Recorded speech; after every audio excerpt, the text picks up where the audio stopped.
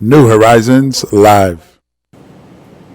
Bueno amigos, gracias por continuar con nosotros. A partir de este minuto iniciamos con nuestra conversación central de esta tarde. Nos place a nosotros tener acá en nuestros estudios al viceministro de Asuntos Consulares y Migratorios del Ministerio de Relaciones Exteriores de la República Dominicana, el joven Yatsen Román, con quien estaremos abordando pues justamente la naturaleza de sus funciones y por supuesto pues viendo algunos temas de interés local y cómo nos vinculamos, ¿no?, con otras naciones para poder brindar apoyo a nuestros nacionales en otras tierras.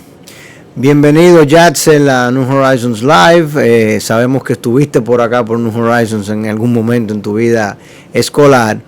Y queremos, obviamente, el tema migratorio para República Dominicana es de singular importancia, porque nosotros somos la única nación del mundo que comparte un territorio tan pequeño, una isla, en donde realmente las presiones migratorias son muy marcadas de una nación hacia otra, y tenemos el desafío de que nuestros vecinos son un territorio muy inestable, políticamente no se logran conjugar todas las, digamos, las variables suficientes para que allá tengamos equilibrio y una nación en vías de desarrollo, de crecimiento, de tranquilidad y prosperidad.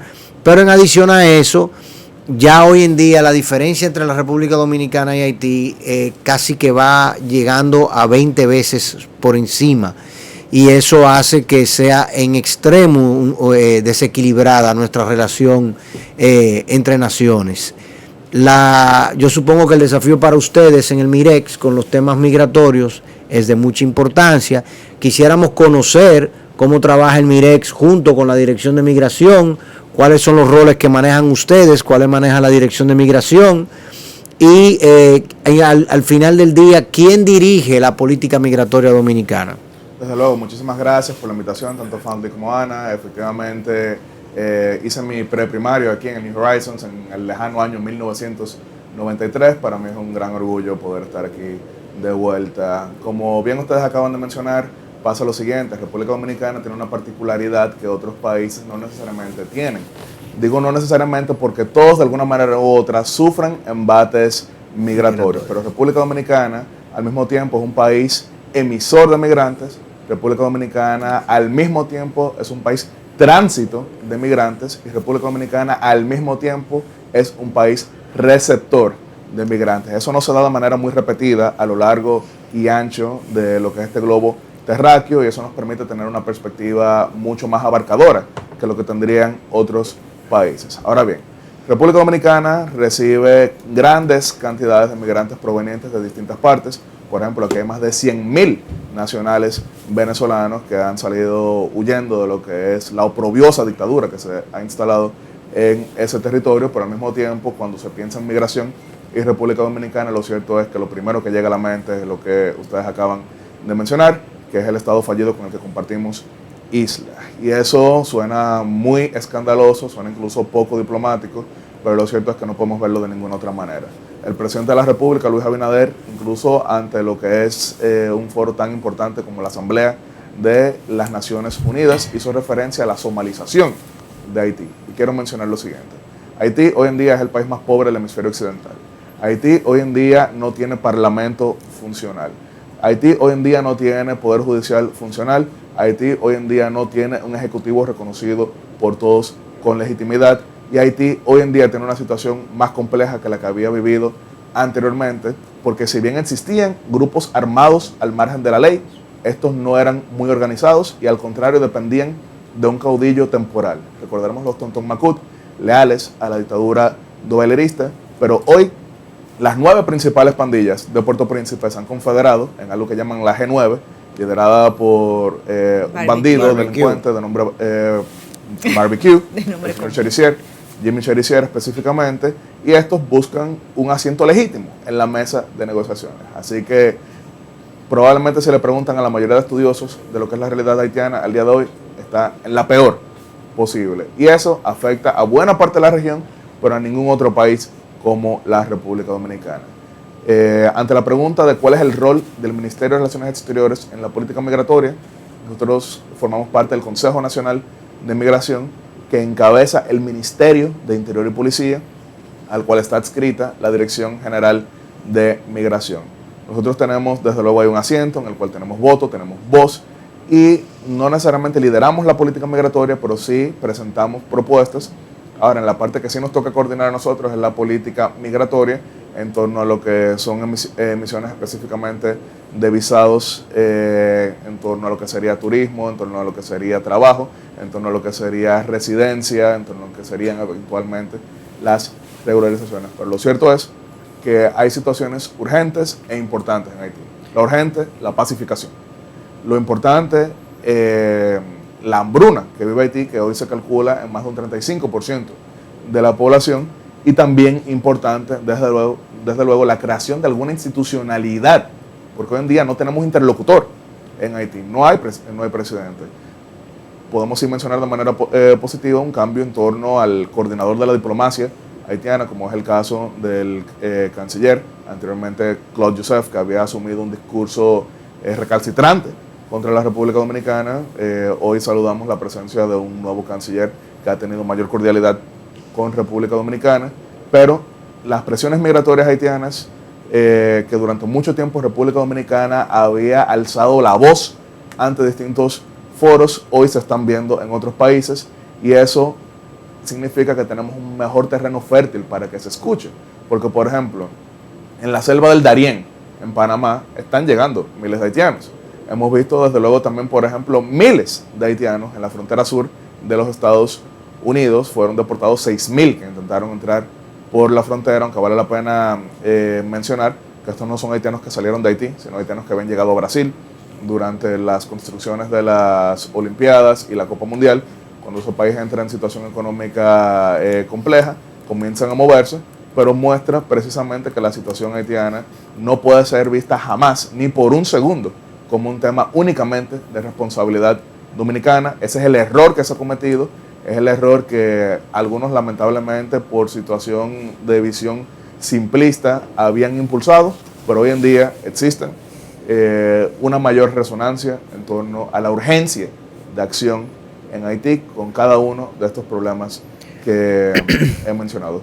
Yatzel, nosotros acá en el programa, desde hace ya más de un año, venimos promoviendo la teoría de que, en cierta medida, el presidente de la República, quizá no con el atrevimiento, para no ponerle el detalle con el que yo te lo voy a plantear, sí dejó ver y en entredicho claramente que nosotros necesitamos del liderazgo internacional para asistir en la solución del problema haitiano. Nosotros acá en el programa hemos dicho de manera muy concreta que República Dominicana tiene que liderar esa cruzada. O sea, nosotros indudablemente, tal y como tú expresas, requerimos de la asistencia internacional para resolver el problema haitiano, pero nosotros tenemos que ser los cabezas de esas acciones. Ese es nuestro parecer. ¿Y por qué decimos eso? Bueno, porque, por ejemplo, partiendo de la génesis, del origen fundamental de uno de los principales problemas, si no el principal problema que tiene Haití, más allá de la desestabilización geopolítica que tiene hoy en día y lo demás, es el tema del registro civil. O sea, los ciudadanos haitianos no tienen papeles, documentos que lo identifiquen. Y nosotros somos de la teoría, que se puede perfectamente llevar a la praxis, de que República Dominicana tiene mucha práctica ya registrando no solamente a sus ciudadanos, sino también lidiando con el ciudadano haitiano. Entonces, nosotros somos de la intención de que la República Dominicana establezca en los puestos fronterizos del otro lado, o sea, del lado haitiano, con la asistencia internacional. Cuando digo la asistencia técnica y financiera, obviamente, y la asistencia para, digamos, para garantizar una ejecución que se vea transparente y que lo que se quiera hacer es literalmente colaborar y corregir ese problema, que sea la Junta Central Electoral Dominicana la que contabilice y garantice el registro de los ciudadanos haitianos. ¿Para qué? Para nosotros poder decir cuántos hay de aquel lado, quiénes son y dónde están, y poder corregir ese problema fundamental. Al mismo tiempo hemos hablado de muchas cosas que tú las conoces porque como tuvimos, digamos, militancia común en el Partido Dominicano por el Cambio, conoces la visión de don Eduardo con respecto a que del lado haitiano se desarrollen proyectos desde el punto de vista sanitario, desde el punto de vista económico. Y yo creo que, por ejemplo, el caso de Conasi, Conasi no, Dios mío, ay Dios. Codevi. Del Codevi en Dajabón y Juana Méndez, es un ejemplo claro de que la República Dominicana puede liderar un desarrollo económico, político y financiero del lado haitiano. Entonces, la pregunta que te hago, si se puede llamar así, ¿cómo ven ustedes el rol que debe jugar la República Dominicana en la reconstrucción haitiana? Lo primero que tengo que decir es que discrepo en torno a que República Dominicana deba liderar estos esfuerzos. Acepto que lo discrepe. República Dominicana debe sí ser vocero en torno a la llamada de atención, como por ejemplo vemos en el caso Costa Rica y Nicaragua, que comparten fronteras, una situación un tanto similar a la nuestra. Estamos hablando de un país con mayor prosperidad que su vecino. Vimos, por ejemplo, el presidente Carlos Alvarado en la Asamblea de las Naciones Unidas 2018 vociferando prácticamente de que están dejando solos a Costa Rica con la situación nicaragüense, que hoy ya sí es un problema para todos. Y vimos que la casi totalidad de países del hemisferio se negaron a reconocer el simulacro electoral que se llevó a cabo en la tierra de Rubén Darío. Pero, por ejemplo, también vemos el caso de Colombia y Venezuela, que han sido precisamente los gobernantes, por ejemplo, en el caso del presidente Uribe, el presidente Juan Manuel Santos, el presidente también hoy Iván Duque, que han encabezado la vocería en torno a la situación que se ve. República Dominicana, como conocemos mejor que nadie lo que sucede en Haití, tenemos que llevar esa voz. Ahora, de ahí a liderarlo, un país fronterizo, eso no es lo más recomendable. Sí, desde luego. ¿Y quién lo está liderando en Costa Rica, si no es Costa Rica? Bueno, en el caso de Costa Rica y Nicaragua, ellos son los que llaman la mayor atención, pero no lideran estos esfuerzos en torno a Nicaragua. ¿Quién lo lidera? En torno a Nicaragua hemos visto organismos como lo es el caso de las Naciones Unidas, como lo es el caso de es el caso de la OEA, Organización de Estados Americanos, la Unión Europea y demás. En el caso de Colombia, Colombia no lidera lo que sucede en Venezuela. Se creó, por ejemplo, el Grupo de Lima en su momento, se creó el Grupo de Quito en su momento. Mira, tiene que ser un abordaje multilateral, porque de lo contrario se interpreta casi como imperialismo. O como injerencia en algunos casos. No, es que vuelvo y te repito. Lo primero es que el caso haitiano es absolutamente singular. Claro. Y eso yo creo que todos lo reconocemos. Pero nosotros no tenemos ni los fondos, ni tenemos necesariamente... No. Fíjate lo que yo te dije. Claro. Fíjate lo que yo te dije. Cuando tú me dices la vocería, prácticamente estamos de acuerdo. ¿Entiendes? Porque al final de eso se trata. Somos nosotros los que tenemos que de manera plena no bajar la guardia, no detenernos en la marcha, porque somos nosotros los mayores interesados en garantizar que el territorio haitiano se desarrolle, se organice, se tenga escenas y escenarios bajo los cuales pueda alcanzar cierto nivel de prosperidad y estabilidad. Entonces, la vocería, si tú le quieres llamar vocería, no hay ningún problema. Sí, vocería, pero de administración, encabezar y demás. Hay espacios multilaterales y también hay creaciones de nuevos espacios multilaterales para ello. Por ejemplo, está lo que se llama el Core Group, que fue creado a instancias de Estados Unidos, pero en el que participan la mayoría de países donantes. Ahí vemos, por ejemplo, a Alemania, vemos, por ejemplo, a Brasil, vemos, por ejemplo, el caso de Francia, vemos, por ejemplo, el caso de España. Precisamente ayer un grupo de congresistas están alzando la voz y pidiéndole a Biden que actúe en el caso haitiano, ¿no? Sí, efectivamente, pero por eso repito, República Dominicana, por la, vamos a decir, situación particular en torno a nuestras mismas limitaciones presupuestales, pero también desde el punto de vista hemisférico, liderar un país, vamos a decir, encomiendas como estas en torno a otro que es tu vecino inmediato, no es recomendable. República Dominicana en el pasado ha integrado varios esfuerzos en ese sentido. Recordaremos cómo en la recta final de la dictadura de los Somoza, República Dominicana formó parte de los esfuerzos por llegar a una salida negociada que finalmente no se dio y triunfa la extrema izquierda en julio de 1979. Recordaremos que República Dominicana participó, pero también como integrante de los esfuerzos por llegar a una solución en torno a Honduras 2009, pero nunca cabeza, ya eso es otra cosa. Miembro, integrante, voto, voz, pero no el ayatollah. Mira, En ese, ay, perdón.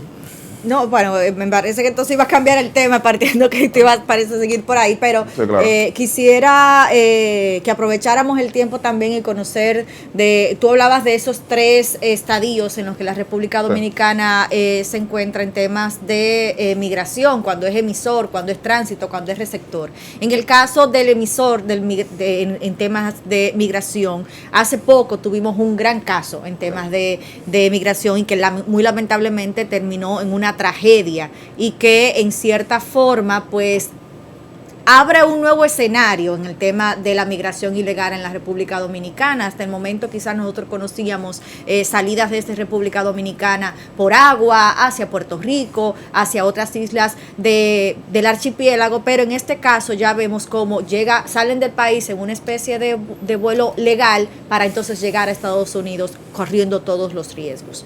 ¿Qué rol están jugando ustedes en ese sentido y cuál es el acompañamiento cuando en el caso de no terminar en un desenlace fatal como sucedió en México? ¿Cómo se le da seguimiento a esos nacionales en el retorno y reinserción social? Efectivamente, lo que acabas de mencionar fue uno de los temas principales durante el mes de diciembre, cuando lamentablemente, trágicamente, resultó que más de una decena de dominicanos fallecieron intentando llegar a Estados Unidos por la vía terrestre centroamericana y mexicana. En ese sentido, pues nos tocó, junto a lo que son las autoridades mexicanas, pero también guatemaltecas, identificar primero los cuerpos, identificarlos de manera legal, porque explico lo siguiente: de una manera muy desgarradora nos enteramos que los familiares de las víctimas de esta abominable práctica que es el tráfico ilícito de migrantes habían identificado a sus familiares por imágenes como la que estamos viendo ahora mismo, en la que pudieron ver los cuerpos identificables también por tatuajes que hacían referencia a los nombres de sus familiares. Ahora bien, identificarlos con la fiscalía, porque este es un caso penal, estamos hablando de combate a cárteles que forman parte de redes de tráfico de migrantes, pero también dentro de las morgues. Eso no fue tan inmediato porque fueron 56 víctimas mortales en un furgón que llevaba 166 personas. Eso es francamente inaceptable. Sin embargo, cuando identificamos a las víctimas, cuando identificamos a los desaparecidos, esperábamos que fueran menos los fallecidos, pero terminó siendo más de una decena. Hubo 3 sobrevivientes, de los cuales 2 recibieron alternativas migratorias para permanecer en México. Uno de ellos ya retornó, pero la modalidad que hace referencia es la siguiente, y explico, para entender también quizá prospectivas víctimas que pudieran estarnos escuchando, para que sepan cómo no caer en esto. ¿Qué sucede? El Triángulo Norte centroamericano hace frontera con México y hemos estado viendo desde finales de la ya década pasada lo que es el auge de las caravanas migrantes, principalmente provenientes de Honduras, con miles de personas intentando entrar a Guatemala para después de ahí hacer el trayecto a pie hacia Estados Unidos, lo cual no tendrá un destino final porque Estados Unidos ha protegido su frontera como nunca. Hoy en día penetrar esa frontera es prácticamente imposible. Hemos visto incluso cuando hacía referencia a los miles de haitianos que se encontraban en esa frontera y que fueron deportados 6.000, porque hoy en día esa frontera está más protegida que antes. Pero y hoy vemos que están regresando venezolanos a Colombia también, los que estaban legalmente en Colombia y caminaron en claro. Estados Unidos, hoy los está devolviendo también. Claro, pero entonces, ¿qué sucede? Guatemala no requiere visado para los nacionales dominicanos y estas redes concentradas en México se aprovechan de ello, y con lo que son gestores, que ya han sido, por ejemplo, varios de estos apresados y se encuentran en un proceso de ser judicializados, pues le presentan el siguiente plan. Se compra un boleto a Ciudad de Guatemala, llegan a ese país que no requiere visado, de ahí los esperan entonces estos gestores, que los llevan a México, Chiapas, que es que hace frontera con Guatemala, y de ahí el trayecto terrestre. Pero pasa lo siguiente: Guatemala, en coordinación con República Dominicana, hemos identificado esta modalidad, y hoy en día, si no se determina un claro propósito de viaje, usted será retornado a la República Dominicana, será inadmitido. Es decir, les comparto las siguientes estadísticas. Entre enero y diciembre del año pasado, 575 dominicanos fueron inadmitidos intentando entrar a Guatemala, porque se determinó que probablemente estas personas no iban de turistas a Guatemala, sino que habían sido víctimas de lo que son estas estafas, vuelvo y digo, porque cuestan $20,000 para meterlo usted en un furgón. Claro. Tomemos eso en cuenta. Y entonces los arraigos y los claro. alojamientos y demás son de las cosas que Claro. $20,000. $20,000 por entrarte en un furgón con 150 personas. Donde incluso no hay garantías de que tú sobrevivas al propio furgón. No, claro, efectivamente. Entonces, vuelvo y repito, República Dominicana junto a Guatemala, Ecuador, Colombia, México, pero también participación de Estados Unidos, hemos fortalecido lo que es este grupo de trabajo para poder identificar más claramente a las redes en torno a ello, y cualquier decisión que implique fortalecer lo que son las restricciones en torno a ello, que significa salvar vidas.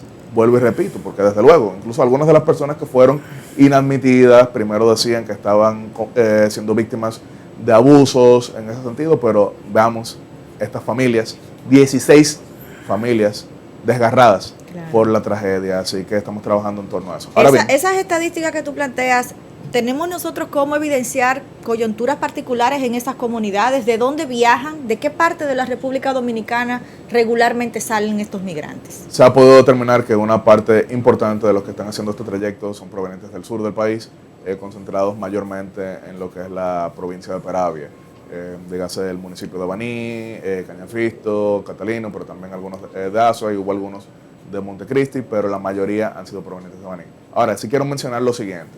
Eso es desde el punto de vista restrictivo, eso es desde el punto de vista, vamos a decir, de protección, pero pasa lo siguiente. Hoy en día hay una demanda bastante considerable de mano de obra en los países desarrollados, en economías ligadas a estos países desarrollados. En ese sentido, hay desde luego un incentivo para la migración. Entonces, lo que ha estado trabajando el gobierno de la República Dominicana es en facilitar lo que son las vías legales para aprovechar esta situación. Les explico lo siguiente, y no sé cuánto tiempo tenga, así que lo voy a hacer de manera muy resumida. Saben que Puerto Rico está recibiendo $70,000 millones en fondos para lo que es un proceso de reconstrucción posterior a los terremotos, al mismo tiempo también lo que son los huracanes y desde luego también la situación económica que han vivido del 2005 en adelante. Sin embargo, Puerto Rico, jurisdicción estadounidense, ha perdido en los últimos 10 años un 12% de su población, 12% de su población, que mayormente se ha ido al estado de Florida, principalmente a las zonas de Orlando y Kissimmee. Entonces no tienen cómo ejecutar estos $70,000 millones. Reconociendo esta situación, el gobierno de la República Dominicana, ante el Departamento de Estado, en reuniones con el secretario Blinken, pero también con el Department of Homeland Security y también desde luego con lo que son distintas autoridades que tienen incidencia en las decisiones federales, logramos ser incluidos en lo que se llama Programa de Visados H2B para trabajadores no agrícolas, que pudiera beneficiar a 60,000 personas. Esto no solamente para Puerto Rico, pero mencionaba el caso de Puerto Rico en el sentido de que es una economía dentro de la estadounidense que requiere por lo menos 30,000 dominicanos. Esto ya en breve estaremos dando más detalles para poder aprovechar lo que es la migración legal. Pero segundo, también me imagino que buena parte de quienes nos están escuchando y a lo mejor buena parte de las personas que forman parte de esta familia del New Horizons conocen a personas, principalmente jóvenes profesionales, que se han beneficiado del programa de migración calificada canadiense. Canadá es un país que tiene una economía desarrollada, sin embargo no tiene, vamos a decir, un gran relevo generacional desde el punto de vista de lo que es la reproducción. Un territorio tan grande que sin embargo apenas se acerca a las 30 millones de personas. En ese sentido, Canadá ha invitado a una parte importante de ciudadanos de países en economías que se encuentran en vías de desarrollo para que aprovechen estos programas y formen parte de lo que es su economía. Solamente les voy a compartir una estadística.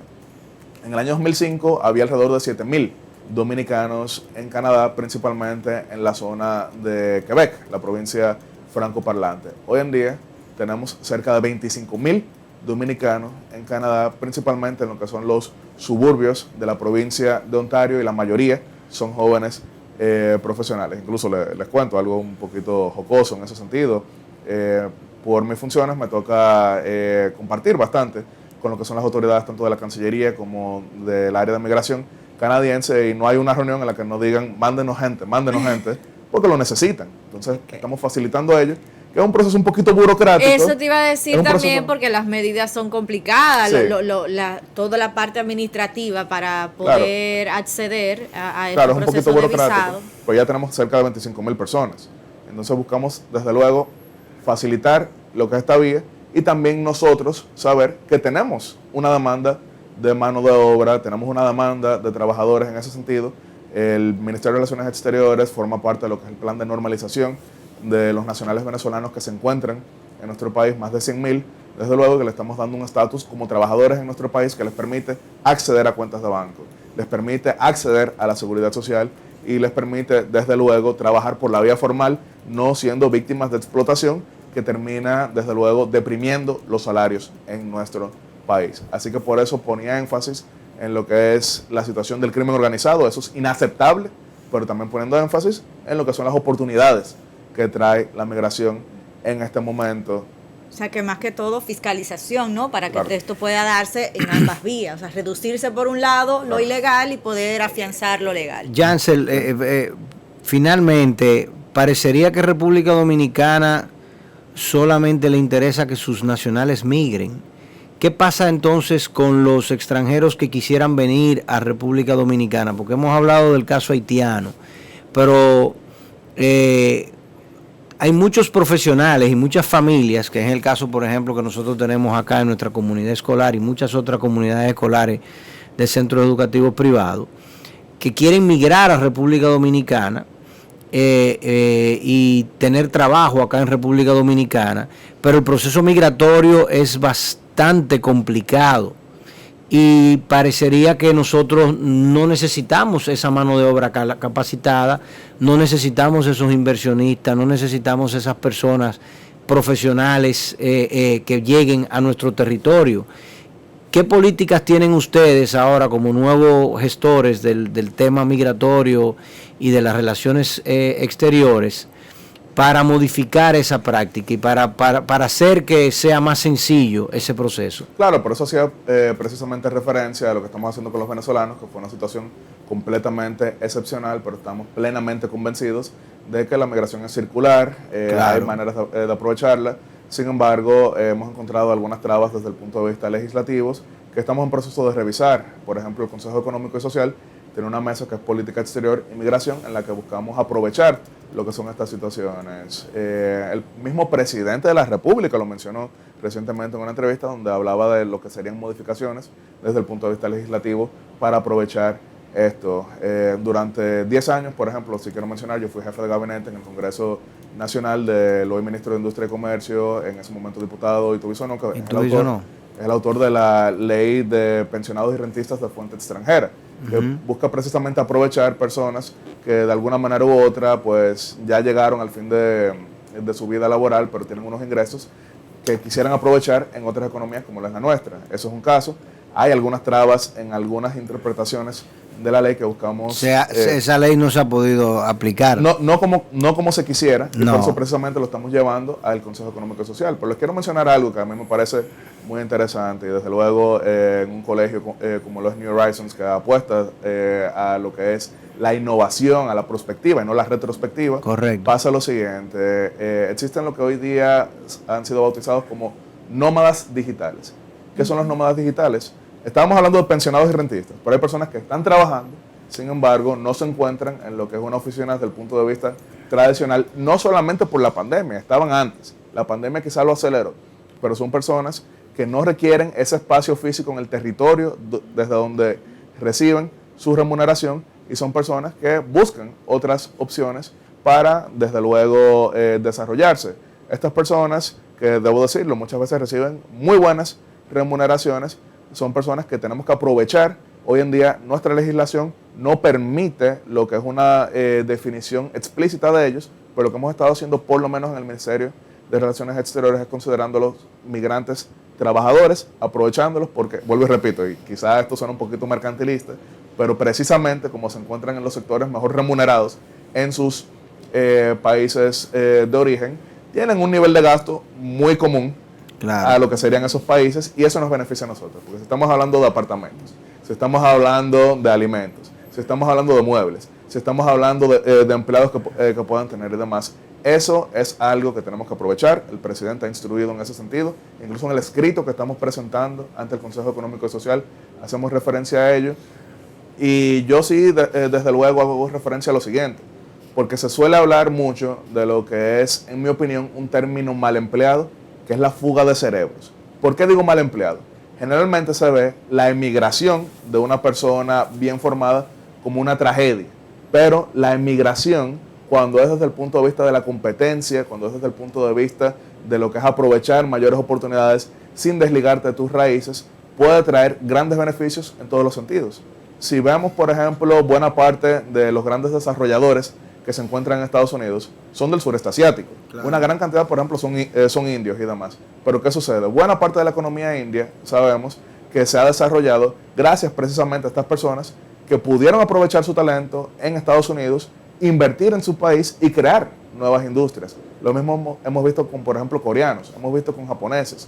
Entonces, sí, desde luego, vuelvo y repito, está el concepto de la defensa de la soberanía nacional, la defensa de la integridad nacional, pero también grandes oportunidades, y quizá en otra ocasión podemos hablar de algo que no tiene que ver necesariamente con Cancillería, pero que a mí me parece bien interesante, porque durante los últimos 5 años se estaba hablando bastante de cómo los robots iban a acabar con los empleos tradicionales. Sin embargo, ya hoy en día existe un consenso entre la mayoría de los economistas que, al contrario, los robots lo que significaron fue facilitación de ciertas labores, creación de nuevos empleos, y por eso, por ejemplo, Estados Unidos, solamente ellos tienen una demanda de 30 millones de trabajadores. Y hemos visto como, por ejemplo, en trabajos relativamente no muy demandantes, han tenido que darles hasta seguro dental para poder convencerlos. Entonces yo sí creo que aunque tenemos grandes desafíos, como lo es, por ejemplo, la inflación, tenemos grandes desafíos, como lo es, por ejemplo, las tensiones que generan estos cambios económicos, al mismo tiempo tenemos grandes oportunidades que hay que aprovechar, y vuelvo y repito, y haciendo referencia nuevamente a lo que son los valores de New Horizons, prospectiva, no mirando el pasado. Excelente. El debate del desarrollo y la sustitución de la mano de obra por tecnología es más antiguo que tus bisabuelos y los míos. Claro. Como hablábamos la pasada semana, yo sí, misma le traía es el tema y señor Garrido me abordaba desde una ideología muy parecida a la tuya, incluso empalmándola un poco con el tema del esfuerzo que hacen con la diáspora desde claro. el gobierno y el MIRET. O sea que así es, o bastante... sea, la diáspora, y en eso el gobierno tiene razón, y el presidente ha sido claro e inteligente en identificarlo. Para nosotros la diáspora es un canal de vida, o sea, claro. Fundamental. Claro, que sí quería compartir solamente este número, porque, por ejemplo, pasa lo siguiente, y de nuevo, a veces, y yo soy abogado y economista, a veces a los economistas les gusta mucho hacer predicciones catastróficas.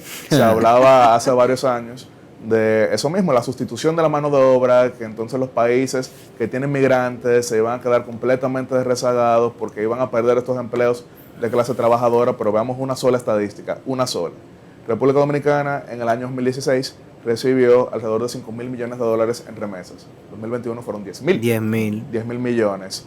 ¿Fue que emigró el doble? No, es que precisamente ha habido un mejoramiento de lo que son sus condiciones, y eso se traduce en mayores remesas hacia nosotros. Eso no puede ser la base de una economía, pero es importante tomarlo en cuenta. República Dominicana recibe 8% de su PIB en aportes de remesas, pero también al mismo tiempo somos un país minero, al mismo tiempo somos un país turístico, al mismo tiempo somos un país de servicios más allá de lo plenamente turístico. Hoy en día, tenemos que mencionarlo, nos hemos beneficiado bastante de lo que es el oro verde, que es el aguacate. Uh-huh. Somos el segundo exportador de aguacate en un momento que eso se ha puesto completamente de moda, más allá de lo que son las comunidades latinas. Hoy en día una tostada de aguacate en el mercado hipster en Brooklyn cuesta casi como que si fuera algo de lo más lujoso. Y lo que ha provocado en México ha sido terrible. Claro. El tráfico, México, incluso, Chile y todas. Exactamente. Muchas naciones tienen problemas con eso. Desde ello. luego, República Dominicana no está en un cuento de hadas, pero lo cierto es que en un momento tan convulso para toda la región, y tú como estudioso de lo que pasa en buena parte de la región, sabemos muy bien que somos un faro de optimismo Sí. en momentos muy inciertos para el resto de la región. Es así. Yo no quiero que te vayas, Yatzel, sin brevemente pues abordar el tema educativo desde lo que haces, desde lo que ustedes hacen diariamente. Lo hablábamos fuera del aire con el tema de las posturas de la República Dominicana ante la ONU, ante la OEA, con sus comisiones de representatividad, y a nosotros que tenemos clubes, tenemos grupos de estudiantes que se mantienen constantemente estudiando los modelos de Naciones Unidas, las clases de debate. ¿Cómo ven ustedes el relevo generacional, incluso y la formación a lo interno del país? ¿Y qué tú entiendes desde la práctica, desde lo que ustedes encuentran y la mano de obra ya profesionalizada para representar al país en una apertura como la que estamos viendo en estos momentos? Yo veo con grandísimo entusiasmo el gran interés que tiene la juventud dominicana en lo que son estos temas internacionales. Sin embargo, al mismo tiempo quiero llamar cautela a lo siguiente, que sepan que los modelos es una parte muy bonita, eso no es necesariamente la realidad. Quiero con eso decir que se desinteresen, no, al contrario, que participen en lo que son distintos tipos de espacios que se presentan más allá de la ilusión. Hay muchas oportunidades, que se la jueguen en todos los sentidos y que sepan lo siguiente. Una película que a mí me encanta bastante se llama Everybody Wants Some, que es una película sobre lo que son los deportes universitarios. El tagline de la película es "We're here for a good time, not a long time". Que sepan claramente que si bien los modelos son una experiencia bastante chula, tenemos que decirlo, eso es la ilusión. Participen en lo que son distintos espacios, que sepan que política exterior es política y que sepan que desde luego hay oportunidades, pero nadie los va a ir buscando.